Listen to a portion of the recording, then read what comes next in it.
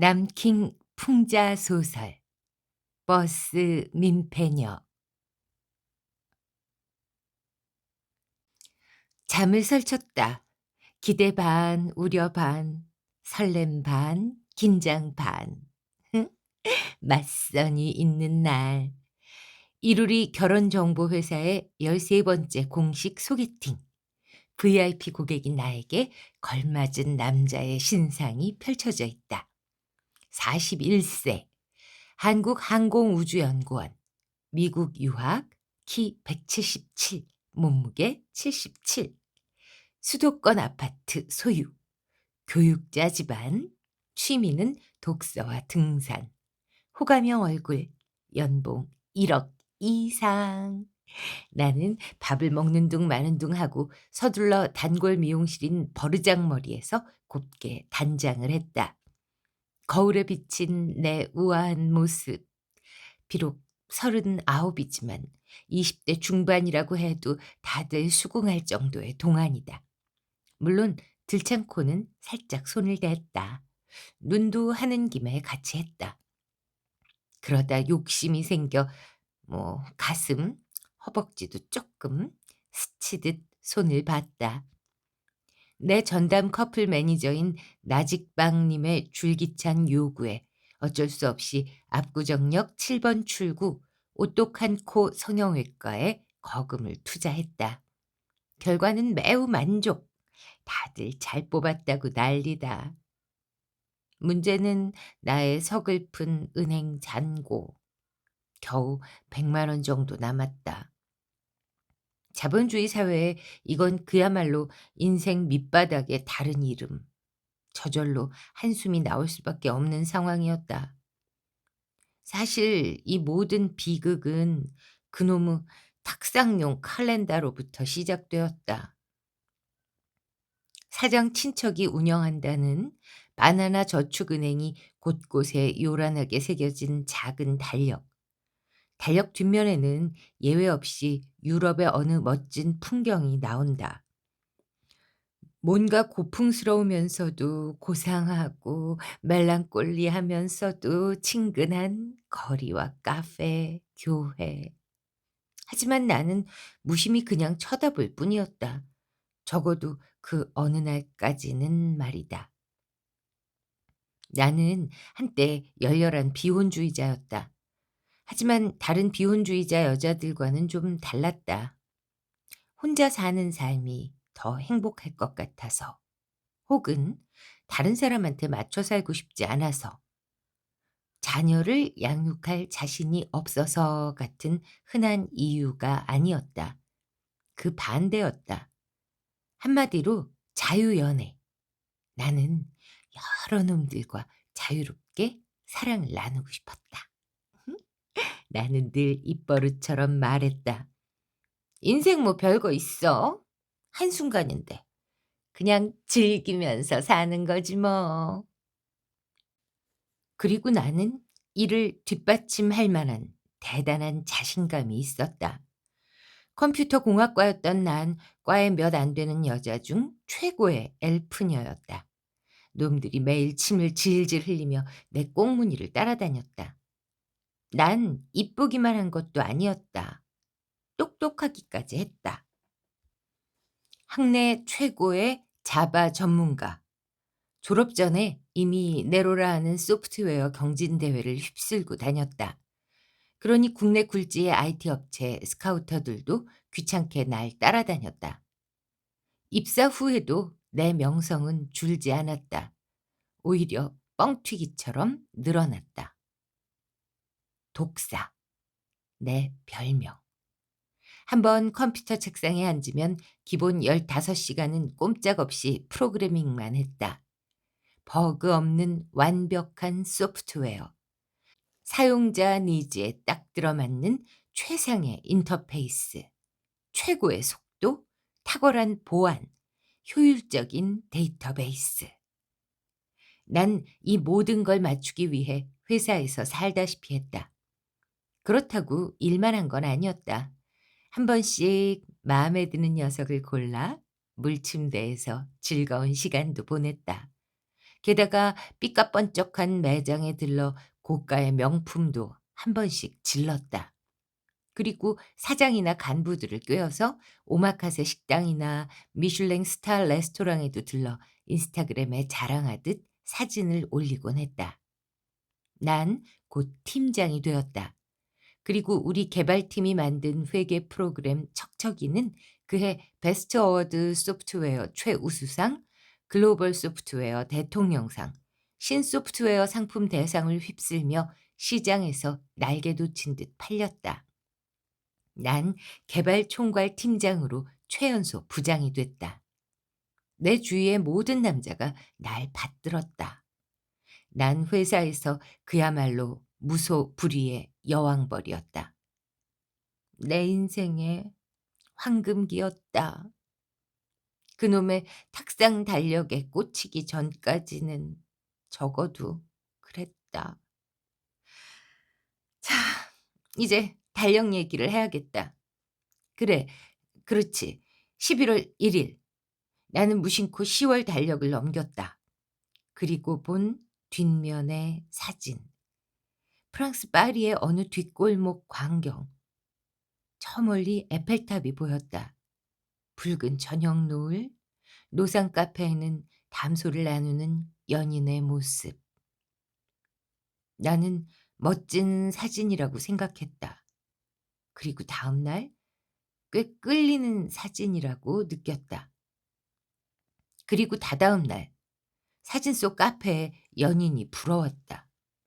그리고 다다다 다음 날 난 그곳에 가고 싶었다. 생각해 보니 못 갈 이유가 전혀 없었다. 나의 연차만 해도 25일, 거기에 앞뒤로 주말, 월휴까지 끼우면 한 달. 소위 파리지앵으로 한 달 살기가 딱 나왔다. 게다가 두툼한 나의 통장. 나의 해외여행에 회사 사람들은 모두 쌍수를 들고 환영했다. 무슨 CF처럼 열심히 일한 당신 떠나라 였다. 심지어 개발 이사님은 인천국제공항까지 나를 배웅하며 눈물까지 보였다. 태어나 처음 가본 유럽. 모든 게 낯설고 불편했지만 종일 웃음이 나왔다. 나는 현대인답게 각종 여행 블로그와 유튜버를 통해 얻은 지식을 활용해 첫 한 주일은 신나게 돌아다녔다. 하지만 볼 거 다 보고 먹을 거 다 먹어보고 나니 슬슬 지겨움과 외로움이 찾아왔다. 그래서 하루는 눈 딱 감고 동네 슈퍼에서 간식 정도만 사와서 숙소로 지내는 집에 온종일 머물렀다. 그런데 저녁 때쯤 누군가가 나의 방문을 두드렸다. 맞은편 집 여자였다. 날 파티에 초청했다. 값싼 부르고뉴 와인 한 병 사들고 가보니 남자 3명에 달랑 여자 1명. 나까지 모두 5명뿐이었다. 알고 보니 그 여자의 송별식. 참석자는 모두 같은 집에 사는 사람들이었다. 즉 4개의 방에 여자 1명, 남자 3명이 각각 살고 있었다. 조촐한 파티는 새벽까지 이어졌고 난 와인에 취해 그녀의 방에서 잠들었다. 다음 날 그녀는 헝가리로 떠났고 난 그 방을 차지했다. 그리고 이어진 나의 멋진 기억들. 향락, 퇴폐, 탐욕, 쾌락. 한 달이 눈 깜짝할 사이에 사라졌다. 어쩔 수 없이 귀국했다. 하지만 예전의 내가 아니었다. 3개월 만에 회사에 사표를 던졌다. 그리고 부랴부랴 짐을 쌌다. 그로부터 7년 8개월 동안 난 유럽 곳곳을 헤매고 다녔다. 결국 나는 쾌락에 절인 도파민 중독자가 되었다. 하지만 불룩했던 내 통장이 어느새 종이장보다 가벼워졌을 때 어쩔 수 없이 돌아와야만 했다. 그리고 할 수 없이 중소 IT 업체에 취업했다. 하지만 이 일이 끔찍하게 싫어졌다. 난 거짓말쟁이가 되었다. 제품 개발에 보름 걸릴 일은 한 달, 한 달 정도의 일은 석 달쯤 걸린다고 말했다. 당연히 얼마 안 가 뽀록 날 수밖에 없었다. 그때부터 지긋지긋한 직장 옮기기가 시작되었다. 1 년에 여러 차례 짐을 싸고 짐을 풀었다. 어느새 내 나이 30 후반. 세상을 호령하던 자신감은 온데간데 없이 사라지고 하루가 다르게 발전하는 정보통신업계에서 난 퇴물 프로그래머가 되었다. 나는 나를 구원해 줄 녀석이 필요했다. 나의 퐁퐁남. 그동안 우스갯소리로 치부하던 설거지론이 바로 내가 꿈꾸는 현실이 되었다. 나는 나의 이력을 화려하게 재포장했다. 그리고 결혼정보회사에 내밀었다. 우선 인스타에 올라온 모든 해외여행, 명품, 오마카세, 고급 식당, 호텔 사진 이런 거부터 삭제하세요. 나의 커플 매니저인 나직방이 요구했다. 내가 의아한 표정을 짓자 그녀는 한심하다는 듯한 표정으로 말했다. 예전에는 벤츠 타고 다니는 남자 보면 다들 인정했죠. 하지만 요즘 안 그래요. 다들 카푸어라고 의심부터 해요. 무슨 뜻인지 알겠죠? 이런 허영과 사치가 통하는 시대가 아니라고요. 누구나 인정하는 재벌집 자식이 아닌 이상 30대 여성이 이런 고급 호텔에 명품 사진으로 인스타 도배를 하면은요. 정신 똑바로 박힌 남자들은 쳐다보지도 않아요. 알겠죠? 제 말 뜻? 대신 책 사진 많이 올려주세요. 도서관 사진도 좋고요. 애완동물은 호불호가 갈리니까 뭐 일단 피해 주시고요. 난 그녀의 충고대로 수수한 차림의 정장과 평범한 핸드백을 겨드랑이에 끼고 시외버스 터미널로 갔다. 그리고 나의 퐁퐁남 후보가 근무하는 대전행 버스에 몸을 실었다. 가면서 두려운 마음으로 내 잔고를 살짝 들여다봤다. 18만 원. 이걸로 한 달을 버텨야 한다. 내 몸 저 깊은 곳에서부터 한숨이 저절로 새어나왔다. 후회 막급. 쾌락에, 쾌락에 의한 삶의 뒤끝은 비천하기 이를 데 없다. 지금 난 순수하고 순박한 이의 빌부터 비루한 삶을 연명하려고 한다. 인생 뭐 별거 있어? 한순간인데. 그냥 속이면서 사는 거지 뭐. 사실 결혼정보회사에 등록한 후 잠깐이지만 정신을 차린 적이 있었다. 면접 자리에서 똘망똘망한 눈망울로 날 응시하며 스타트업 컴퍼니 사장인 그는 나에게 앱 개발 제안서를 내밀었었다. 할 수 있겠어요? 3개월 이내에. 네, 가능합니다. 나는 미친 듯이 개발에 몰두했다. 정말 모처럼 몰입의 즐거움을 누렸다. 사장은 매우 만족해했다. 내가 봐도 믿기지 않을 만큼 완벽한 앱이었다. 그는 내게 입사와 함께 회사 지분의 3%를 약속했다. 하지만 나는 한 번에 받을 목돈을 요구했다. 성형수술비. 그 잠깐의 욕심이 날 구렁텅이로 다시 몰아넣었다. 내가 만든 앱은 그해 최고의 독창적 스마트 앱 어워드를 수상했다. 론칭 6개월 만에 다운로드 1억 돌파, 액티브 유저 3천만을 돌파했다. 재밌는 건 하루에 업로드되는 횟수가 평균 1억 건이었다. 난 유명 IT 신문 및 잡지 표지를 장식한 사장의 환한 미소를 바라보며 씁쓸함을 감출 수 없었다. 지분 3%를 받기로 약속했어야 했는데. 대전에 도착한 나는 강변 옆에 우뚝 솟은 신세상 타워 오마노 라운지로 갔다. 나직방이 나를 발견하고 손을 흔들었다. 그녀 옆에는 호기심을 잔뜩 담은 표정의 남자가 은은한 미소를 짓고 있었다. 간단한 소개와 함께 주선자는 곧바로 자리를 떴다. 남자는 나에게 메뉴판을 내밀었다. 그는 사진보다 실물이 나았다. 후줄근하고 궁상스러운 연구원을 예상했건만 그는 오히려 건장한 운동선수처럼 보였다.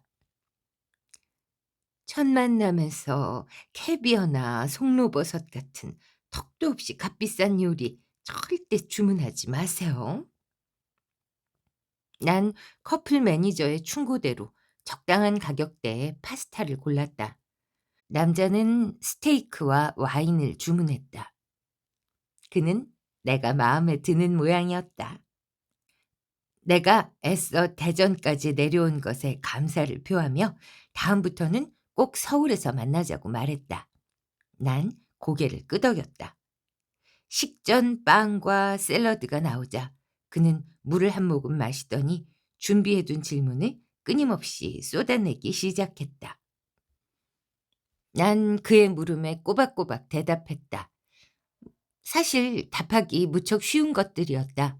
대부분 가족, 성장기, 직장, 연애 경험, 인생관, 결혼관 등 지극히 일반적이고 상식적인 물음이었다.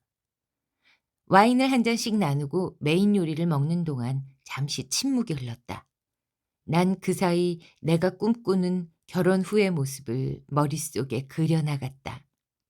돈이 제공하는 항목들, 쇼핑, 레스토랑, 피트니스, 여행 등등등. 착한 남편이 제공하는 느긋하고 풍족한 물질. 행복한 나의 미래. 그런데 말입니다.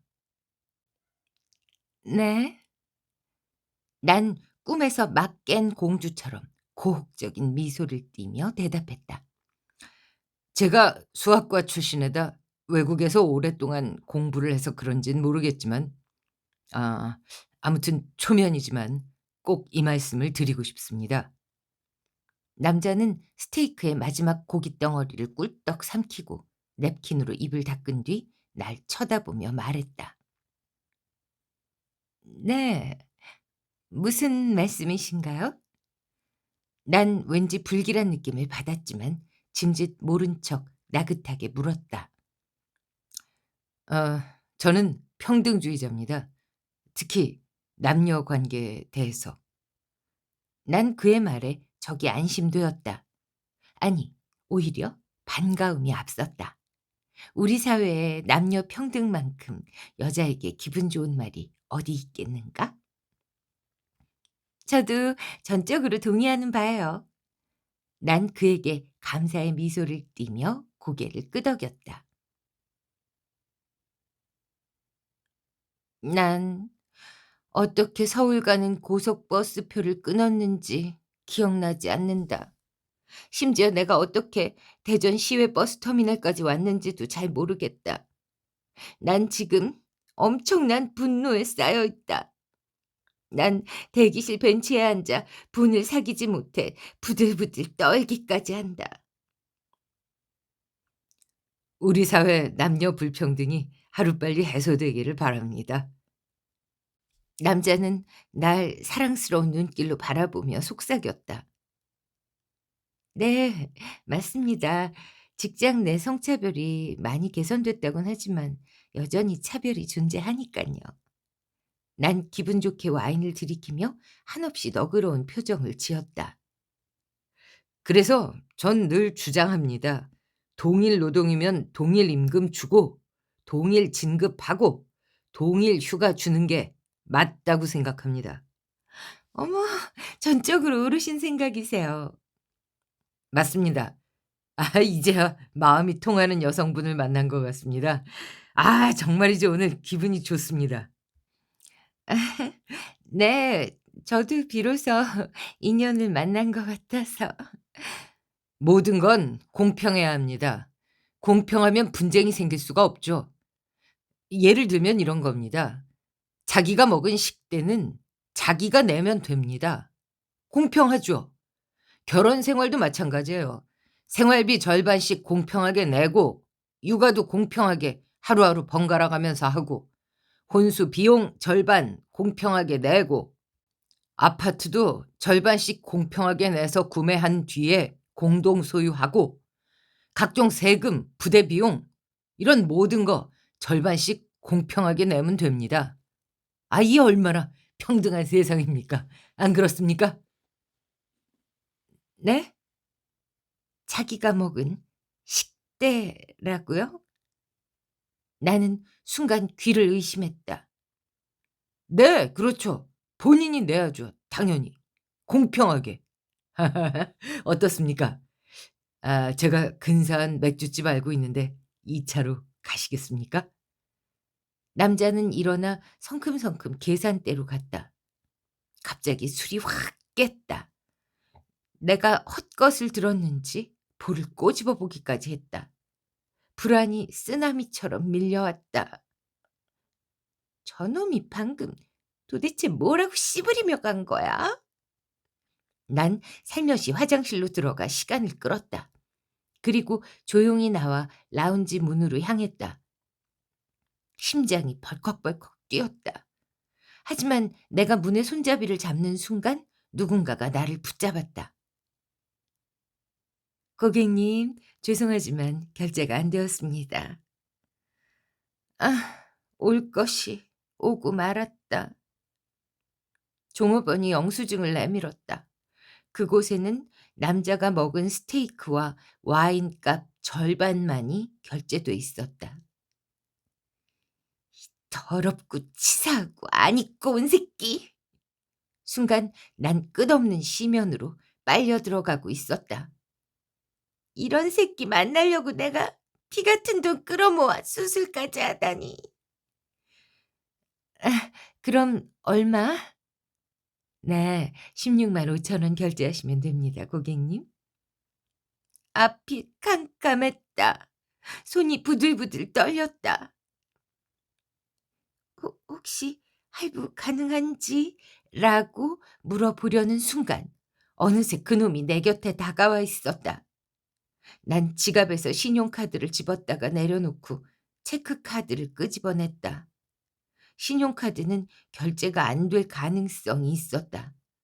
한껏 자존심이 구겨질 대로 구겨진 난 이 더러운 개자식에게 카드 사용 불가라는 치욕까지 당하고 싶진 않았다. 아, 이제 은행 잔고 15,000원. 난 지갑을 탈탈 털어 현금으로 버스표를 겨우 마련했다. 어떻게 터미널까지 왔는지는 모르겠지만 어쨌든 버스에 올라탔고 타자마자 난 등받이를 있는 힘껏 젖힌 다음 쓰러질 듯이 누웠다. 저 치사한 새끼 만나려고 어젯밤 잠까지 설쳤어. 아, 내가 병신 쪼다 같은 년이지. 난 버스 바닥을 있는 힘껏 발로 한번 구르고 눈을 감았다. 마음 같아선 이 버스와 함께 대굴대굴 구르다 콱 처박혀 산산조각 부서지고 싶었다. 초라하기 짝이 없는 존재. 그런데 그때였다. 또다시 누군가가 나에게 말을 걸었다. 저기 손님, 등받이 조금만 올려주세요. 뒷사람이 불편해하십니다. 눈을 떠보니 중년의 운전사였다. 그는 공손한 표정과 온화한 미소로 날 내려다보고 있었다. 하지만 나한테 그는 쪼잔한 한국항공우주연구원 새끼와 다를 바 없는 남자였다. 못하겠는데요? 뒷사람 불편한 게 제 탓이에요? 한껏 젖혀진 이 의자 탓이지. 난 버럭 화를 내며 눈을 감았다. 종로에서 뺨 맞고 한강에서 눈 흘긴다. 그 순간 나에게 딱 맞는 속담이었다. 손님, 이 버스는 누워서 가는 리무진 버스가 아닙니다. 일반 버스예요. 조금만 양해해 주세요. 아니, 애초에 이만큼 젖혀지게 만든 거잖아요. 뭐가 문제예요? 공장에서 이렇게 생산돼서 나온 건데 버스 제조회사 가서 따지세요. 씨. 난 참았던 울분을 토해내듯 사방을 둘러보며 욕설을 뿜어 제꼈다. 그러자 뒷좌석에서 어떤 젊은이가 외쳤다. 다른 사람 피해가 되니까 그런 거죠. 조금만 양보하세요. 자유라는 게 남한테 피해는 주지 말아야 하잖아요. 거절하는 것도 내 자유야, 이 개자식아. 난 벌떡 일어나 녀석에게로 달려들 듯한 표정으로 째려봤다. 그런데 그 순간 난 놀라고 말았다. 뒤에 탔던 모든 승객들이 휴대폰으로 날 찍고 있었다. 그럴 거면 리무진 버스 타세요. 어디선가 누군가가 이렇게 외쳤다. 입장을 바꿔 생각해봐. 이런 소리도 들려왔다. 나이 처먹었으면 그냥 곱게 가. 저런 소리도 울려 퍼졌다. 너나 잘해, 이 더러운 관종 새끼들아! 난 소리나는 쪽으로 죽일 듯이 달려들어 나를 찍고 있는 녀석 중 하나의 휴대폰을 뺏었다. 그리고 화면을 들여다봤다. 곧바로 업 앱이었다. 내가 지극정성으로 만든 앱, 수려한 인터페이스, 편리한 다기능, 촬영과 동시에 실시간으로 페이스북, 인스타그램, 틱톡, 유튜브뿐만 아니라 전 세계 444군데 커뮤니티 사이트와 66군데 무료 동영상 플랫폼에 자동 등록되는 편리하기 짝이 없는 앱. 게다가 음성 캡처와 자동 번역 기능까지. 누가 봐도 매력적인 내가 만든 바로 그 앱. 나의 사랑스런 자식 같은 앱이 지금 날 천하의 몹쓸 버스 민폐녀로 만들고 있다.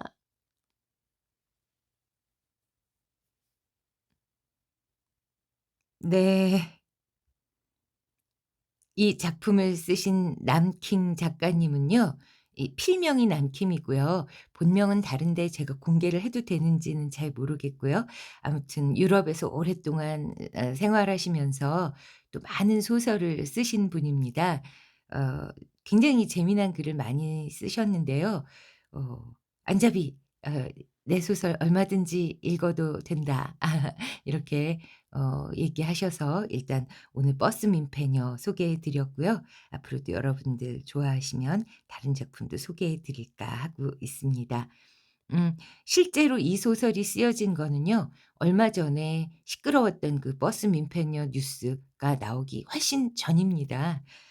그런데 글쎄요. 그녀에게도 이런 사정이 있었던 걸까요? 음. 저는 굉장히 재미있게 읽었습니다. 여러분은 어떠셨는지 댓글로 의견 주시고 재미있으셨다면 좋아요, 구독 부탁드리겠습니다. 감사합니다.